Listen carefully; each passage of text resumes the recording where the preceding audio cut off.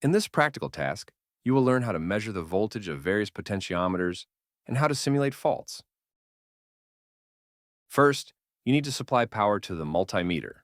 The power source can be taken either from the battery connections or from the dedicated positive and negative terminals shown in the wiring diagram. There is also an additional terminal marked 15, which provides voltage when the ignition is on. This is used to power necessary components.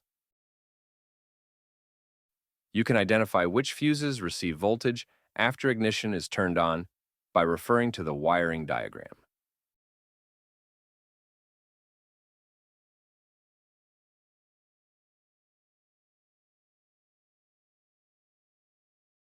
Now, connect the positive terminal of the multimeter to the G113 connector to measure the control motor potentiometer for the airflow flap.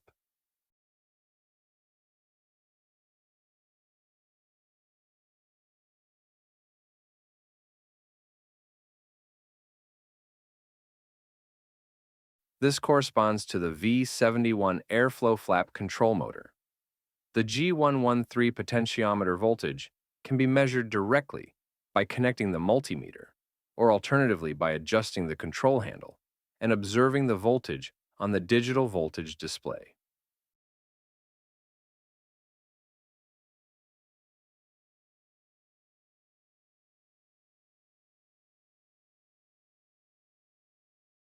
When recirculation is engaged, the V71 flap starts moving into position and the voltage should begin changing as the flap is repositioning.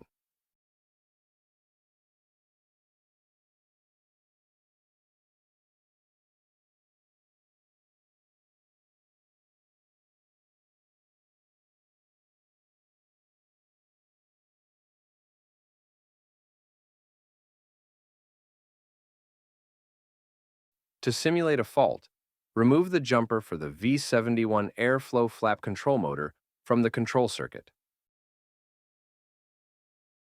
Press the recirculation button again. You will observe no change in the G113 potentiometer voltage.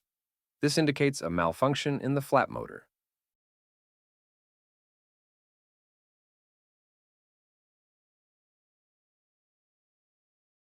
After completing the fault simulation, reconnect the jumper to restore the control circuit.